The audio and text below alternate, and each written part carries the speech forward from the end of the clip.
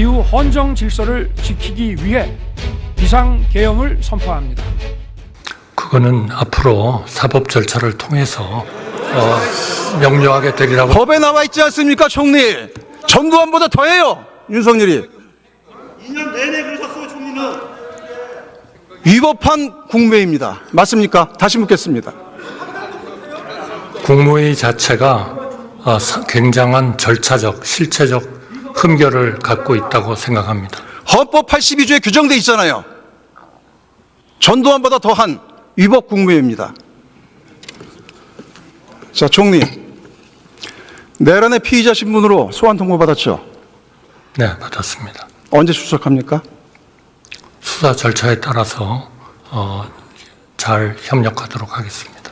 자, 피의자 신분이라는 게 뭡니까? 범죄 혐의자라는 얘기입니다. 그렇죠?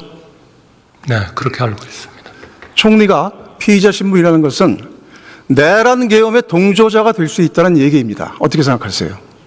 그것 역시 제가 적극적으로 수사에 협조해서 수사 당국이 결정을 하리라고 생각합니다. 저는 그런 적이 없습니다. 자, 한 가지 더 질의하겠습니다. 이번 계엄은 오래전부터 치밀하게 준비한 것이며 특히 지난 9월 김영현 국방장관 취임 후에 본격적으로 착수한 것으로 보입니다. 특히 계엄의 명분을 위해 대북 충돌을 일으키려 하는 정황들이 드러나고 있습니다. 김영현 전 장관이 북한의 오물풍선을 경고사격, 원점 타격하라고 지시했다는 제보가 있고 방첩사, 드론작전사령부, 정보사를 동원해 북한의 무인기를 서북도서에 보냈다는 제보도 있습니다. 총리, 우리 군에서 무인기 보냈다는 의혹 어떻게 생각하십니까?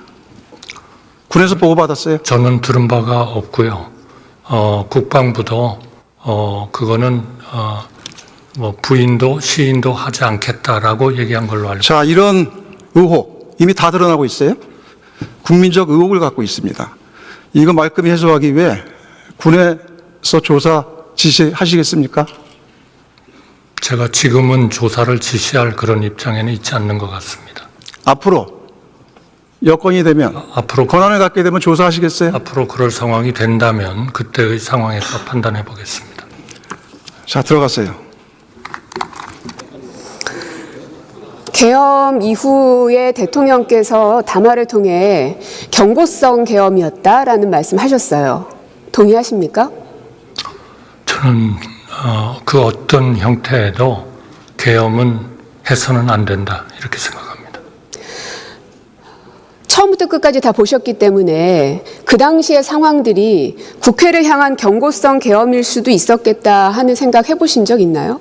저는 계엄 자체는 있어서는 안 된다고 생각합니다.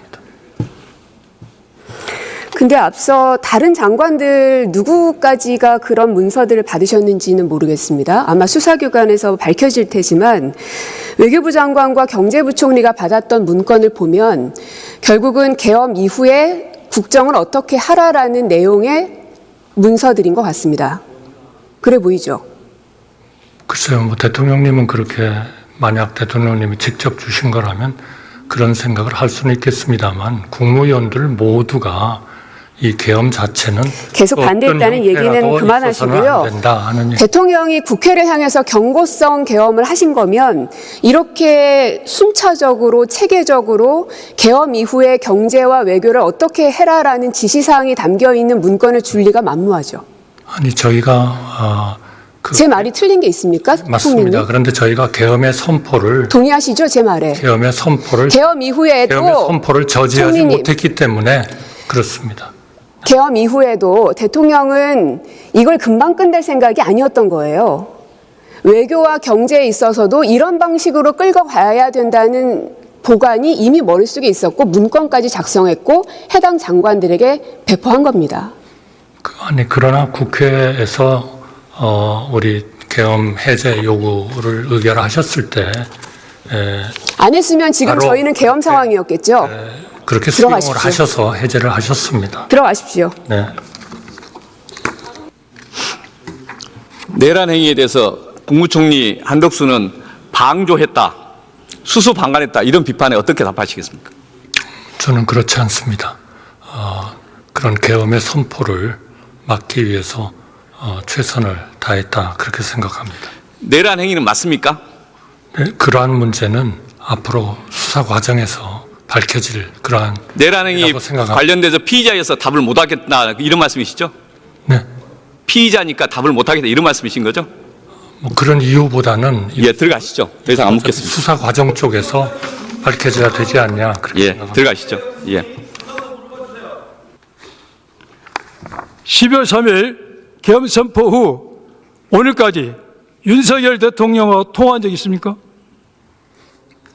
네, 한두 번 통화했습니다. 언제 했습니까? 정확히 지금 말씀드리기는 좀 어렵고 무슨 내용으로 통화했어요? 죄송합니다. 그 대통령님하고 통화한 거를 제가 공개하는 것은 적절치 않습니다. 그래요? 저는 그게 자랑스럽습니까? 저는 총리로서 헌법과 법률에 의해서 크게 하세요. 크게. 헌법과 법률에 의한 현직 대통령님께 헌법과 법률에 하면 대통령과 나온 대안을 발설하지 못하도록 되어 있습니까? 헌법 법률 몇 조이 나왔어요? 아닙니다. 그거는 대통령님과 총리가 이런 정신 상태에 있기 때문에 얘기를- 대통령이 이런 짓을 하는 거예요. 반성하세요. 총리, 어제 녹음 담화했습니다. 담화 시기와 방식 내용에 대해서 알고 있었습니까? 미리 알고 있지 못했습니다. 이 담화 내용에서 어떤 생각을 가지고 있어요? 느낌. 그거는 법과 국민이 판단을 내리실 것이라고 생각합니다. 본인의 느낌을 물어보고 있어요. 대통령께서는 법적, 정치적 책임을 회피하지 않겠다고 하셨습니다. 아니, 본인이 그 담화를 보고서 이게 정상적인 담화로 생각이 들었습니까? 그거는 법과 됐습니다. 국민이 됐어요. 판단을 내릴 것입니다. 지금 최근 한 모 언론사의 보도에 의하면은 윤석열 대통령이 한 달에 한 10번 정도 9시 이후에 출근했다고 합니다. 보도 보셨죠? 저는 못 봤습니다. 그래요? 그리고 9시가 되면은 가짜 행렬이 지나갔다고 그래요. 그것을 경찰서의 음모로 위장제대라고 합니다. 위장제대라고 음모를 쓴다고 합니다. 그거 몰랐어요? 저는 모릅니다. 굉장히 총리가 업무 수행한 능력이 느슨하고 능력이 없는 겁니다. 그걸 몰랐다는 것은. 됐어요. 들어가세요.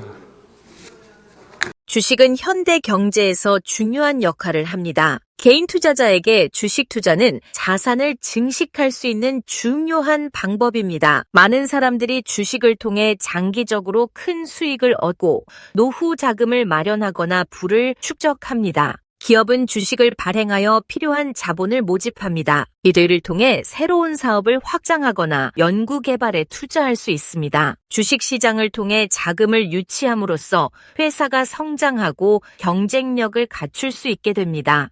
주식 시장은 경제의 중요한 부분을 차지하며 자금이 효율적으로 기업에 배분되어 경제 성장에 기여합니다. 주식 가격은 기업과 경제 상황에 대한 중요한 정보를 제공합니다. 예를 들어 주식 가격의 급등이나 급락은 경제나 기업의 상태를 반영할 수 있습니다. 주식은 단순한 투자 수단을 넘어 경제와 사회 전반에 걸쳐 깊은 영향을 미칩니다. 주식 투자는 은퇴 준비, 자녀 학자금 마련, 주택 구입 등 장기적인 재정 목표를 이루는 데 도움이 될 수 있습니다. 목표와 시간에 따라 전략을 세워서 자산을 축적하면 경제적 안정을 얻는 데 큰 도움이 됩니다. 최근에 급등해있던 셀바스 AI 이 종목은 국내 의료진 파업 발표 소식에 급등을 했던 적이 있었습니다. 그때 우리는 뉴스 발표와 동시 저렴한 구간에 매수 50%라는 큰 수익을 냈던 적이 있었죠. 8월에 한국 BNC는 비만 치료제로 현재 우리나라의 가장 떠들썩한 이슈거리입니다. 그런데 주식은 미리 움직이죠. 우리는 이때를 포착 20%의 수익 구간을 냈었습니다. 9월에는 GS 글로벌 바로 포항 앞바다의 석유 관련된 종목이죠. 이 종목으로 우리는 20% 이상의 수익 구간을 달성했습니다. 모든 뉴스는 대마가 생성이 되고 주식시장에 돈이 들어옵니다. 따라서 앞으로 이렇게 뉴스를 챙겨보시는 여러분들 이미 절반은 성공했고 절반은 제가 성공할 수 있게 길잡이가 되어 드리겠습니다. 제가 운영하고 있는 정보방에서 부자들의 비밀을 매일 파헤치고 있습니다. 010-6497-2104로 문자 남겨주시면 뉴스 속보 실시간 정보 초대를 도와드리고 있습니다. 따라서 앞으로 이렇게 뉴스를 챙겨보시는 여러분들 이미 절반은 성공했고 절반은 제가 성공할 수 있게 길잡이가 되어 드리겠습니다. 영상에 도움이 되셨다면 구독, 좋아요, 알림 설정 부탁드립니다. 기분 좋은 하루 되세요. 감사합니다.